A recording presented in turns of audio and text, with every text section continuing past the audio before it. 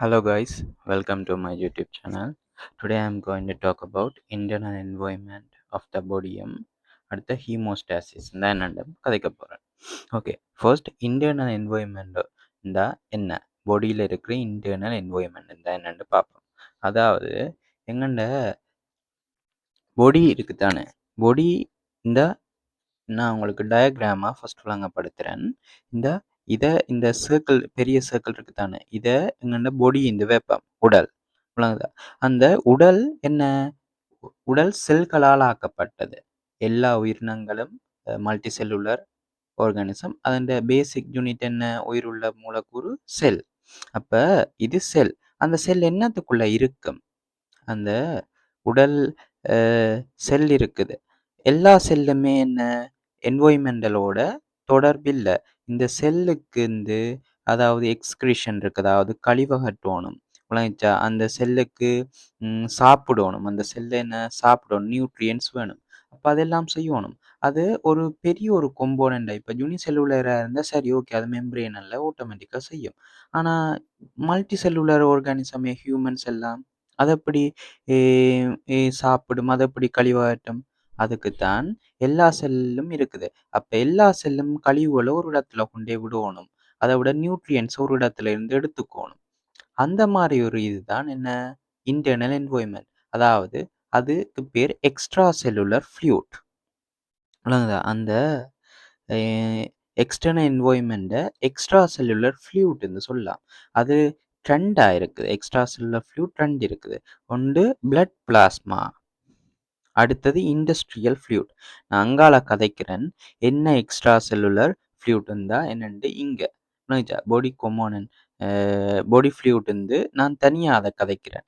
இப்போ நார்மலாக ஒரு விளக்கத்தை எடுத்துப்போம். என்ன, எங்கண்ட ஒவ்வொரு செல்லும் இருக்குது. அந்த செல் எதுக்குள்ளே இருக்கோ அதுக்கு பேர் தான் என்ன, எக்ஸ்ட்ரா செல்லுலர் ஃப்ளூயிட். அந்த எக்ஸ்ட்ரா செல்லுலர் ஃப்ளூயிட் தான் என்ன, இன்டர்னல் என்வாயன்மெண்டல்.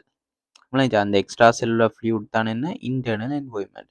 செல்லுங்க பாடியில் செல் இருக்கு, எல்லா உயிரினங்களும் செல்களால் ஆக்கப்பட்டவை. அந்த செல்லுக்குள்ள அந்த செல் இருக்கிற இடம் தான் என்ன, இன்டர்னல் என்வாயன்மெண்ட். அது எக்ஸ்ட்ரா செல்லுலர் ஃப்ளூயிட். ஓகே, அடுத்தது வாங்கோ ஹீமோஸ்டேசிஸ் தான் என்னென்னு பார்ப்போம். ஹோமோஸ்டாசிஸ் தான் என்னென்னு பார்ப்போம். இந்த சிம்பிளாக கதைப்பாம ஹோமோஸ்டாசிஸ் இந்த வீட்டில் வச்சே நாங்கள் என்னண்டு அர்த்தத்தை முதல்ல விளங்கிப்போம்.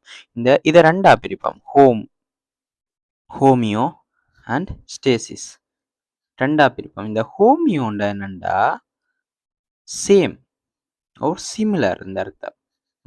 ஹோமியோண்ட சேம் ஓர் சிமிலர் இந்த அர்த்தம். இந்த ஸ்டாசிஸ் என்ன, ஸ்டாசிஸ் ஸ்டாண்டிங் ஸ்டில், இப்பவும் இருக்கிறது. அப்ப என்னண்டா இதுல இருந்து சேம், ஸ்டாண்டிங் ஸ்டில், அதாவது சிமிலரா ஒரு விஷயத்த மாற விடாம வச்சிருக்கிறதுக்கு பேர் தான் ஹோமியோஸ்டாசிஸ். ஒரு விஷயத்த மாற விடாம அதே கொள்நிலையில வச்சிருக்கிறதுக்கு பேர் தான் என்ன, ஹோமியோஸ்டாசிஸ்.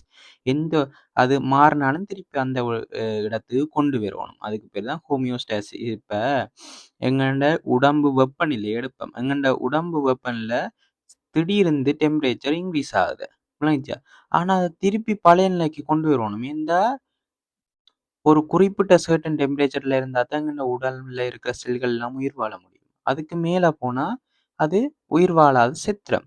அப்ப திருப்பி கொண்டு வரணும். அதுக்குத்தான் இந்த எல்லாத்துக்குமே இந்த ஹோமியோஸ்டாசிஸ் பயன்படுது. விளங்குச்சா. இந்த ஹோமியோஸ்டாசிஸ் இருக்குதானே, இது ரெண்டு விதமா பிரிக்கலாம். ஒன்று நெகட்டிவ் ஃபீட்பேக் மெக்கானிசம். ஒன்று நெகட்டிவ் ஃபீட்பேக் மெக்கானிசம் பிரிக்கலாம். அது 90% எடுக்கும். அடுத்தது பாசிட்டிவ் ஃபீட்பேக் மெக்கானிசம். அது வெறும் 10% தான் எடுக்கும். இந்த பாசிட்டிவ் ஃபீட்பேக் மெக்கானிசம்ன்றது உடல்ல ஒரு 4 தொடக்கம் 5 செயற்பாட்டை தான் செய்யறதுக்கு செஞ்சு கொண்டு இருக்கும். இந்த நெகட்டிவ் ஃபீட்பேக் மெக்கானிசம் தான் 90% உடம்புல. அதாவது நெகட்டிவ் ஃபீட்பேக் மெக்கானிசம் என்னண்டு நார்மலா பார்ப்போம். இந்த ரெண்டுக்கும் என்ன விளக்கம், நார்மலா பார்ப்போம், நாங்கள் டீப்பா போத்தவில்லை. அதாவது இப்ப உடல்ல இருக்கிற வெப்பநிலை இருக்கு தானே, டெம்பரேச்சர் டக்குன்னு இன்க்ரீஸ் ஆகுது. நார்மல் டெம்பரேச்சர் எவ்வளவு, 36.5 இருந்து 37.5 பாசி தான் நார்மல் டெம்பரேச்சர். இப்ப இது 39 செல்சியஸுக்கு போகுது வையுங்க. இது உண்மையாக கிரிட்டிக்கல் டெம்பரேச்சர். இது கூடாது. அப்போ அதை திருப்பி 37 இல்லாட்டி 37க்கு கொண்டு வரணும்னு வைங்கவன். அதுக்கு என்ன செய்யணும்? அதுக்கு உடம்பு நெகட்டிவ் ஃபீட்பேக் விஷயம். ஏன் இங்கே கூடி இருக்கிற டெம்பரேச்சரை இங்கே குறைக்க போகுது. அதுக்கு பேர் தான் நெகட்டிவ். இங்கே கூடினா இன்புட் கூடிச்சிருந்தா அவுட்புட்டாக என்ன குறைக்கும். அதுக்கு என்ன வியர்வை சுரப்பிகளை கொமாண்ட் கொடுத்து வியர்வையை சுரக்க வைக்கும். அதனால டெம்பரேச்சரை குறைக்கும் மேக்சிமம். இப்போ டெம்பரேச்சர் மேக்சிமம் குறைஞ்சிருந்து வைங்கவன். டெம்பரேச்சர் குறைஞ்சா அது கூட்டும். அதுக்கு பேர் தான் நெகட்டிவ் ஃபீட்பேக் மெக்கானிசம். சரி, அப்போ பாசிட்டிவ் ஃபீட்பேக் மெக்கானிசம்ல என்ன? ஒன்று கூடிச்சிருந்தா இன்னும் கூடணும்னு சொல்லும். இது உடம்புல சாத்தியமோ? புரிங்க வரேன். ஒஸ்மோட்டிக் ப்ரெஷருக்கு அப்படி சப்போர்ட் பண்ணுவோம், பிஹெச்சுக்கு சப்போர்ட் இல்லை. அப்படி சொல்லலாம். இப்போ பேபி பேர்த் இருக்கு தானே, அதில் அந்த பேபி வெளியில வாரதுக்கு என்ன செய்யும்? வேர்ஜினாவை ஓப்பன் பண்ண ட்ரை பண்ணும். பேபி வேற எடுக்கணும். அதுக்கு மூளைக்கு கொமாண்ட் பண்ணும்.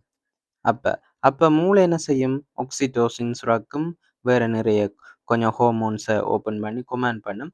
இல்லை நீ எண்ணம் விரியேண்டா பேபி வெளியில போகணும். அதுக்கு அந்த மாதிரியான நிகழ்வு தான் என்ன? Positive feedback mechanism.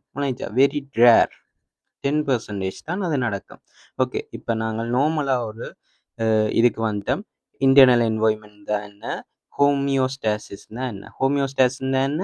ஒரு இன்டர்னல் என்வாய்மெண்ட் ஒரு இதை மாற விடாமல் அப்படியே வச்சிருக்கும். பிஹெச் இருந்தால் பிஹெச்சை மாற விடாது. எங்கள் பாடி இந்த நார்மல் பிஹெச் என்ன? 7.35 to 7.45. அதான் பாடியின் நார்மல் பிஹெச். அது மாறினா எங்களுக்கு கொஞ்சம் பிரச்சனையா இருக்கும். இந்த பிஹெச் என்ன?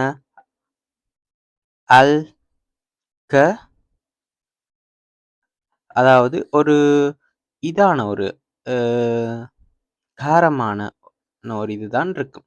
எங்களோட பாடி இந்த செல் எல்லாம் மெயின்டைன் பண்றது கொஞ்சம் காரமான ஒரு சூழல் தேவைப்படும். உணர்ச்சா. அடுத்து ஒஸ்மோட்டிக் ப்ரெஷர் என்ன? 290. அடுத்த டெம்பரேச்சர் ஓகே, அது எல்லாருக்குமே தெரியும். 36.5 இருக்கும், 37.5. உணர்ச்சா எல்லாம் மெயின்டைன் பண்ணும். குளுக்கோஸ் லெவலை மெயின்டைன் பண்ண போறது மேலே ஹோமியோஸ்டேசிஸ் இந்த இவர் தான். அடுத்த இங்க வாங்க பிளட் ஃப்ளூயிட். இதை பார்ப்போம். Blood fluid compartment. சரி, எங்கண்ட பிளட் ஃப்ளூயிட் இருந்தா என்ன? அது என்ன? வாட்டர் தான். எங்கன பாடியில பெரும்பான்மை வாட்டர். அதாவது 60% ஒரு அடல்ட் பாடியில வாட்டர் தான் இருக்கும். ஓகே, இங்க எக்ஸ்ட்ராவா பார்ப்போம். இப்ப இங்க 2 மனிதர் இருக்கார். இவர் கொஞ்சம் தின், இவர் கொஞ்சம் பல்க். இவர் கொஞ்சம் பல்க் இந்த வைங்கவர். அப்ப இவர்கிட்ட ஆட்ட இவர் கொஞ்சம் ஃபட்டி. இதுல ஆட்ட பாடியில கூட வாட்டர் இருக்கும். இவர்கிட்டையான்னு கேட்டா தின்னா இருக்காரு. இவர்கிட்ட பாடியில தான் கூட H2O இருக்கும். ஏன் அப்படி? இவர்கிட்ட டிஷ்யூக்கு எல்லாம் கீழே அடிப்போஸ் டிஷ்யூ தான் இருக்கும். அடிப்போஸ் டிஷ்யூ கூடுதலாக ஃபேட் பேட் தான் இருக்கும்.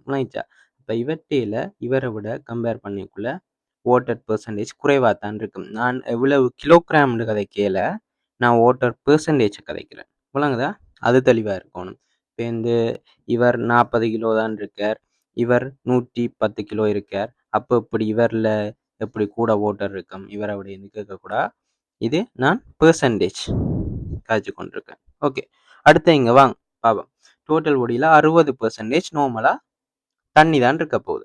இதில் 2 விஷயம் இருக்கு. ஒரு செல்லில் இன்டர் செல்லுலர் ஃப்ளூயிட் இருக்கு, அடுத்தது எக்ஸ்ட்ரா செல்லுலர் ஃப்ளூயிட் 2 விதம் இருக்குது. என்னது? இன்டர்செல்லுலர். சரி, இந்த பாடி டோட்டல் பாடி வாட்டர் இருக்கு தானே, இது 2ஆ பிரியுது. முதலாவது செல்லுக்குள்ள இருக்கிறது.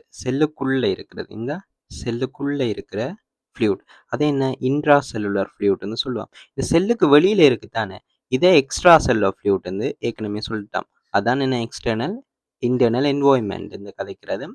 இந்த எக்ஸ்ட்ரா செல்லுலர் ஃப்ளூயிட்டும் ஒன்று தான். இந்த எக்ஸ்ட்ரா செல்லுலர் ஃப்ளூயிட் இருக்கு தானே, இந்த எக்ஸ்ட்ரா செல்லுலர் ஃப்ளூயிட் பாடியின் வாட்டர்ல, அதாவது ஒரு மூன்றில் 1% தான் எடுக்கும். அதாவது 20%. மூன்றில் ஒரு பங்கு தான் எடுக்கும். அது 20%. இப்ப 60 வீதம் 20% எடுக்கும். அப்ப இன்ட்ராசெல்லுலர் ஃப்ளூயிட் அது 40%. ஏன் மூணுல 2 பங்கு எடுக்க போகுது. விளங்குதா? இந்த 2க்கும் இடையில நடுவுல இருக்கிறதான செல் மெம்பரேன் இருப்பார். அதனால இந்த செல் மெம்பரேன் இந்த 2க்கும் இடையில இந்த ஃப்ளூயிட்டை பாய விடாம அந்த ஒரு குறிப்பிட்ட பெர்சன்டேஜ்ல பார்த்து கொண்டு இருப்பார். ஓகே, இங்க வாங்க பார்க்கலாம். இந்த எக்ஸ்ட்ரா செல்லுலர் ஃப்ளூயிட் இருக்கு தானே, இந்த எக்ஸ்ட்ரா செல்லுலர் ஃப்ளூயிட்டை நாங்கள் 2ஆ டிவைட் பண்ணலாம். Industrial fluid and blood plasma. அது என்ன, அது எக்ஸ்ட்ரா செல்லுலர் ஃப்ளூயிட்ல 2 இருக்கு, industrial fluid and blood plasma வந்து ஏன்னா விளங்கில அப்படின்னு கேட்கலாம். வாங்க திருப்பி ஒரு படம் டயக்ராம்லேயே விளங்கப்படுத்துறேன். இங்க இது ஒரு சும்மா இது ஒரு பாடி, இது மொத்தமாவே ஒரு பாடி தான். இதுல செல் இருக்கு. இது எல்லாமே செல். விளங்குதா? செல்ஸ் இருந்தா இதுக்குள்ள இருக்கிறது என்ன, இன்ட்ரா செல்லுலர் ஃப்ளூயிட். அதை சுத்தி இருக்குன்னு தானே ஒரு ஃப்ளூயிட், அதுக்கு தான் என்ன இண்டஸ்ட்ரியல் ஃப்ளூயிட். அப்ப நீ என்னடா இங்க பிளட் பிளாஸ்மா கதைக்கிற, அது என்ன? ஓ, கேப்லரிஸ் இருக்கே, அயோட்டா இருக்கு, வெயின்ஸ் இருக்கு, அதுக்குள்ள எல்லாம் பிளட் பாயுது. பிளட்ல என்ன இருக்கு, டபிள்யூபிசி இருக்கு, ஆர்பிசி இருக்கு, பிளேட்லெட்ஸ் இருக்கு. அப்ப அதெல்லாம் என்ன சும்மாவா? அதெல்லாம் தொடர்புபடுத்துறதுக்கு ஒரு தண்ணி ஒன்று வேணும் தானே, அதுக்கு பேர் தான் பிளாஸ்மா. இது ஒரு ஃப்ளூயிட். விளங்குதா? அது என்ன ஃப்ளூயிட்லான் இருக்கும், அது என்ன கேப்லரிஸ்குள்ளே இருக்கும். அப்ப என்ன, அதுவும் தண்ணி தான். அந்த ரெண்டும் சேர்த்து தான் எக்ஸ்ட்ரா செல்லுலர் ஃப்ளூயிட். விளங்குதா? செல்லுக்குள்ளே இருக்கிறது மொத்தமா இன்ட்ரா செல்லுலர் ஃப்ளூயிட், செல்லுக்கு வெளியில இருக்கிறது எக்ஸ்ட்ரா செல்லுலர் ஃப்ளூயிட். இந்த எக்ஸ்ட்ரா செல்லுலர் ஃப்ளூயிட் என்ன, 2 இருக்குது. ஒன்று இண்டஸ்ட்ரியல் ஃப்ளூயிட், பிளாஸ்மா ஃப்ளூயிட். ரெண்டும் விளங்குதா வித்தியாசம்? இண்டஸ்ட்ரியல் ஃப்ளூயிட்னு என்ன, செல்லுக்கு பக்கத்துல இந்த செல்லோட இருக்கு. அந்த பிளட் கேப்லரிஸ் அதுகளுக்குள்ள இருக்குது பிளாஸ்மா. இந்த ரெண்டும் தான். ஓகே, தேங்க்யூ ஃபார் வாட்சிங் த வீடியோ.